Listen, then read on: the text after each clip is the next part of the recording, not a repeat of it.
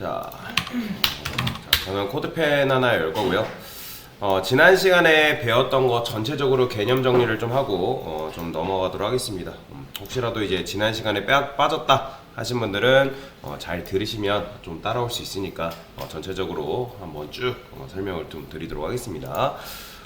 지난 시간에 했던 게 이제 글 작성하는 방법에 대해서 이제 썼죠. 그래서 HTML 코드펜이 있으면 이제 HTML과 CSS, 자바스크립트를 우리가 이제 코드펜에서 사용할 수 있는데 자바스크립트 같은 경우는 안 쓰기 때문에 최대한 그냥 접어두시면 됩니다. 자, 그래서 HTML을 이제 작성하는 방법은 여러분들이 그냥 안녕하세요라고만 적게 되면 이게 실제로 여러분들 웹사이트 화면에 이렇게 렌더링 된다고 보시면 돼요. 렌더링은 말 그대로 여러분들이 쓴 이 HTML 내용이 우리 화면에 보여진다라고 보시면 됩니다. 근데 이제 이런 식으로 쓸 수 있다 없다? 쓸 수 없다고 말씀을 드렸습니다. 이렇게만 쓰면 그냥 컴퓨터가 못 알아들어요. 그래서 이제 지난 시간에 이제 간단하게 예시로 든 게 인스타그램 해시태그에 대해서 예시로 설명을 드렸죠. 우리가 해시태그를 다는 이유가 뭐다? 말 그대로 인스타그램 이제 내 내용물에 대해서 정확하게 표현해주기 위한 도 있잖아요. 그죠? 그죠? 뭐 예를 들어 맛집이라 하면 해당 내 글의 키워드가 뭔지를 컴퓨터한테 정확하게 알려준다라는 거죠. 그러면 사람들이 그걸 통해서 이제 검색을 할 수 있는 건데, 그래서 여튼간에 이런 식으로만 딱 쓰게 되면 컴퓨터는 이게 제목인지 내용인지 너가 뭔가를 표현하려 했는지 모른다라는 거죠. 그래서 컴퓨터한테는 우리가 얘기할 때 정확하고 명확하게 얘기해 줄 필요가 있다라는 거예요. 그냥 너무나 그냥 간단하게 일상생활에서 여러분들 생각을 하시면 돼요. 우리가 예를 들어서 외국인이랑 대화한다고 해봅시다. 나는 한국말을 알아요. 근데 상대방은 한국말을 모르는 사람이에요. 그러면 내가 아무리 한국말을 한다 해서 알아듣는다, 못 알아듣는다? 못 알아듣는 거죠. 그죠? 그 사람이 알아들을 수 있는 언어로 대화를 해야 되는 것처럼 여러분들 코딩이라는 거는 결국엔 누구랑 대화하는 거냐면 컴퓨터랑 대화하는 거기 때문에 여러분들 컴퓨터가 알아들을 수 있는 언어로 우리가 얘기를 해줘야 된다라고 보시면 되겠습니다. 자, 그러면 이제 컴퓨터가 알아들을 수 있는 언어로 이제 지난 시간에 간단하게 예시로 드렸던 게 뭐 예를 들어서 서브젝트, 참고로 이제 쓸 때 어떻게 쓴다? 서브젝트 한 다음에 탭 치면 이런 식으로 완성이 된다고 말씀을 드렸죠. 그렇죠? 서브젝트 한 다음에 안녕하세요, 저는 홍길동입니다 라고 이런 식으로 쓸 수 있지만 이렇게 하면 이제 컴퓨터한테 야 이거 제목이야, 그러니까 이거 제목이라고 컴퓨터한테 알려준 거죠. 근데 자, 저번 시간에 서브젝트랑 컨텐츠라는 태그가 있다 없다? 없다고 말씀을 드렸어요. 그런 건 존재하지 않지만 간단하게 이제 여러분들한테 설명을 드리기 위해서 말씀을 드린 거고, 근데 그건 기억하세요. 이런 식으로 여러분들이 작성을 했을 때 자, 이걸 뭐라고 한다? 여는 태그라고요. 그 다음에 여기 슬래시 보이죠? 닫는 태그라고 합니다. 그래서 여는 태그랑 닫는 태그 그 안에 있는 내용물 한 묶음을 뭐라고 한다? 엘리먼트라고 말씀을 드렸죠. 그쵸? 그래서 실제로 실무에서는 보통 이제 서브젝트 태그, 서브젝트 엘리먼트 혼용해서 많이 쓰기도 합니다. 많이 쓰기도 하는데 정확하게는 서브젝트, 즉 여는 태그와 닫는 태그 그 안에 있는 내용물로 이뤄진 한 묶음을 뭐라고 한다? 엘리먼트라고 하는 겁니다. 그게 정식 명칭이에요. 그래서 여러분들도 기억을 하셔야 됩니다. 그래서 누군가 태그가 몇 개인가요? 했을 때 하나예요 하시면 맞는 말 틀린 말? 틀린 말이에요. 태그가 몇 개예요? 물어보면 여는 태그, 닫는 태그에서 2개라고 정확하게 여러분들이 말씀을 해주신다라고 보시면 되겠습니다. 자, 그런데 이제 서브젝트라는 태그가 없다고 말씀을 드렸습니다. 여러분들이 이제 아셔야 할 태그는 이제 네 가지 태그에 대해서 지난 시간에 설명을 드렸죠. div 태그 있고, 그 다음에 섹션 태그, 그 다음에 nev라는 태그가 있고, article이라는 태그, 즉 총 div 엘리먼트, 섹션 엘리먼트, nev, article 요 네 가지는 여러분들 외우셔라 라고 말씀을 드렸습니다. 이 네 가지는 뭐가 이름만 다르고 다 똑같다고 말씀을 드렸어요. 특징도 그렇고 속성도 다 똑같습니다. 근데 지금은 기초 과정이기 때문에 얘를 언제 어디서 써야 되는지 지금은 그건 몰라도 돼요. 나중에 어차피 심화가 좀 지나면 이게 어떻게 쓰이는지를 설명을 드릴 거기 때문에 여튼간에 이 네 가지 엘리먼트에 대해서는 외우셔라 라고 말씀을 드렸습니다. 그래서 이제 예를 들어서 일단 이렇게 네 가지 엘리먼트에 대해서 설명을 드렸는데, 자, 일단 저는 div라는 녀석한테 이렇게 속성을 한번 줘볼 거예요. 속성.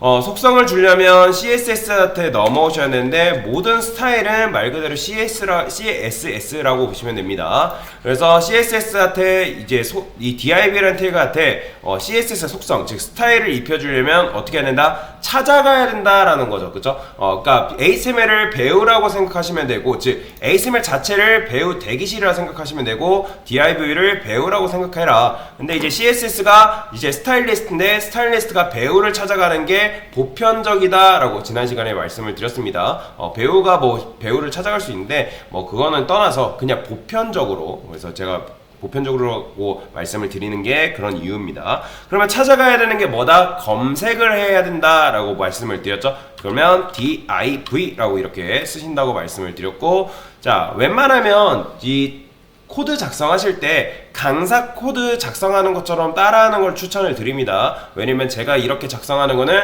제일 가독성이 높게 코드를 작성하는 방법을 이제 실제로 실무에서도 이런 식으로 쓰고 있고, 가독성 높은 코드를 반영을 해서 작성하고 있기 때문에 보통 강사가 이렇게 하면 강사처럼 안 하고 그냥 본인 멋대로 하시는 분들이 계신데, 뭐 잘못됐다라고 말씀을 드릴 수는 없지만 가독성을 확보하는 게 굉장히 좋아요. 여러분들 이렇게 생각하시면 돼요. 아버지는 가방에 들어가신다. 그렇게 코드 보여주는 것과 아버지가 띄어쓰고 방에 들어가신다. 뭐가 더 읽기 편하다? 당연히 후자가 읽기 편한 거잖아요. 그쵸? 코드도 마찬가지예요. 코드도 마찬가지이기 때문에, 왜냐면 코딩을 하는데 여러분들 혼자 일하면 상관없어요. 근데 회사 들어가면 여러분들 혼자 일하는 게 아니라 같이 일한단 말이에요. 그쵸? 그렇기 때문에 가독성 높은 코드를 작성을 하는 걸 미리 연습을 하셔라. 습관이에요, 습관. 그래서 저는 보통 어떻게 쓰냐? div 띄어쓰기 한 다음에 중괄호 한 다음에 엔터 칩니다. 엔터 쳐요.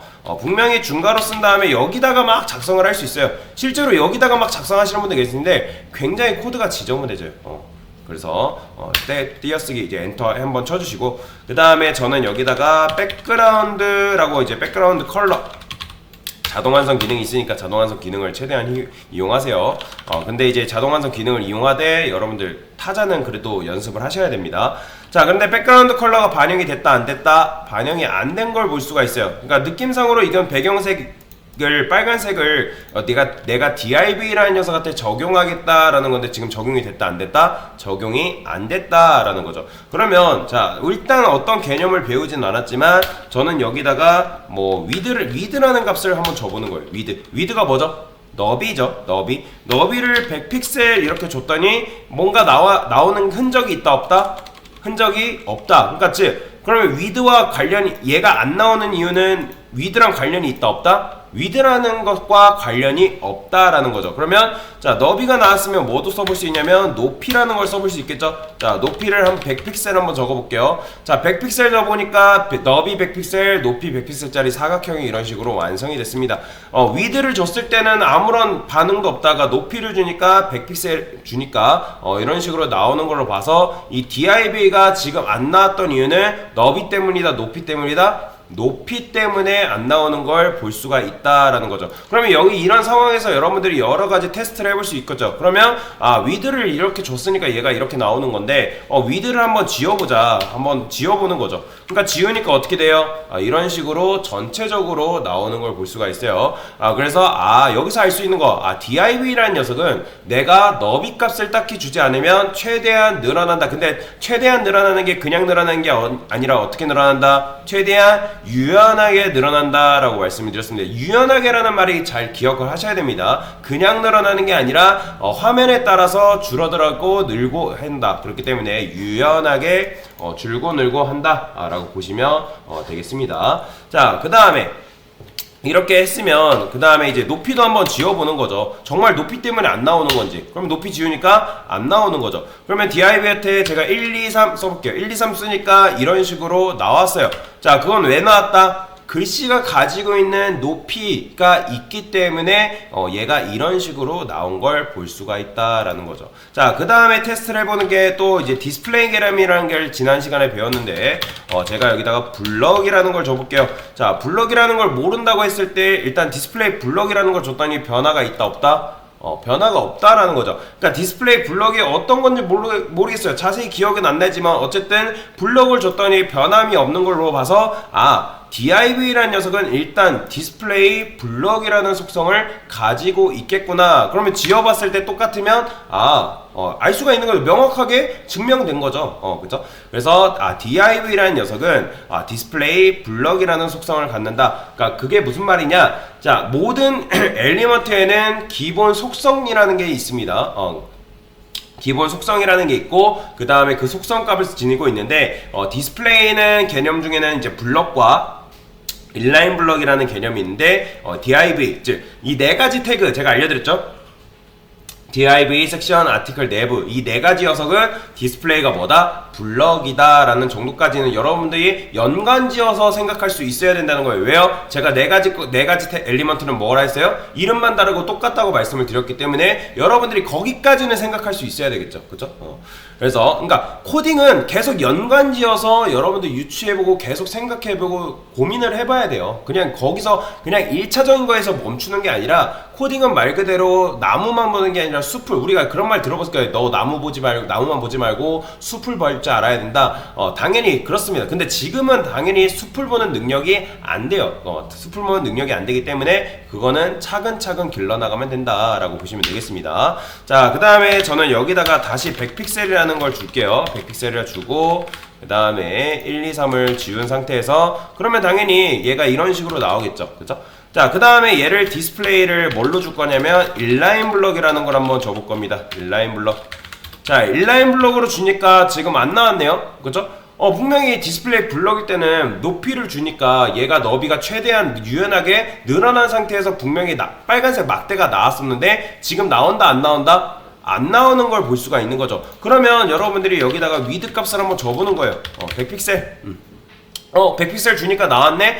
그러면 이 상태에서 높이 때문에 안 나오는 건가? 너비 때문에 안 나오는 건가? 궁금할 수 있잖아요. 그러면 여기서 높이를 또 지어보는 거예요. 높이를 지었더니 안 나오네? 그러면 위드 값도 또 지어보는 거죠. 그러면 여기서 뭘 생각할 수 있는 거예요?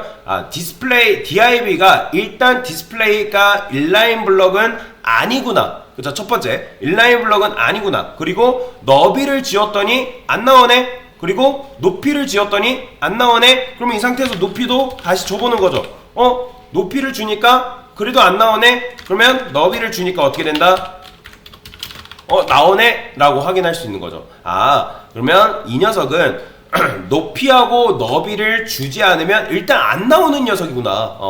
그러니까 최소한으로 줄어드는 녀석이구나 라는 걸 알 수가 있는 거예요. 그래서 디스플레이 블럭 같은 경우는 여러분들이 그러니까 높이 값을 딱히 주지 않으면 걔는 높이가 최소한으로 줄어드는 반면에 인라인 블럭 같은 경우는 어떻다? 높이 너비를 여러분들 둘 다 주지 않으면 최소한으로 줄어드는 녀석이구나 라는 걸 알 수가 있는 거예요. 그러면 그걸 또 어떻게 할 수 있냐? 사실 이렇게 증명 안 해도 여러분들이 여기다가 뭔가를 써보는 거죠. 1, 2, 3 쓰니까 어떻게 된다?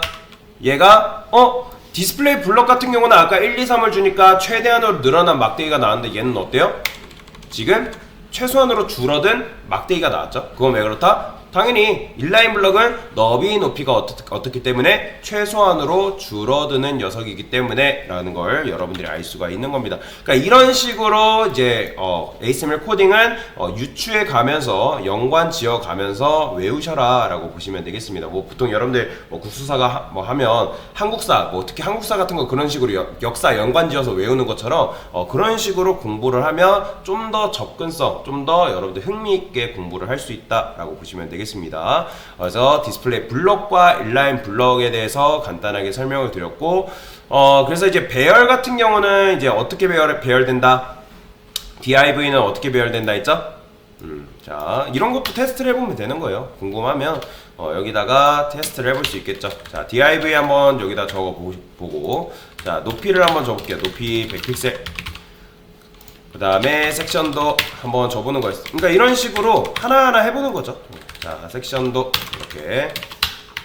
자, 저는 섹션만 따로 색상을 부여를 해볼게요. 자, 여기다가 볼드라고 줘보겠습니다. 볼드. 얘 배열이 어떻게 나요? 위아래, 그죠? 한 줄씩 다 차지한다 라고 보시면 돼요. 아래로 배열이 된다 라고 보시면 돼요. 아래, 그죠? 세로 배열인 거죠. 그래서 이런 식으로 이제 배열이 되는 거고, 세로 배열이고요. 한 줄에 하나씩 다 차지한다고 보시면 돼요. 그러면 강사님 얘가 너비가 줄어들면 그러면 옆으로 나오는 거 아닌가요? 그러면 궁금하면 어떻게 해볼까요? 테스트를 해볼 수 있겠죠. 제가 위드 100픽셀 줘볼게요. 그래도 어때요?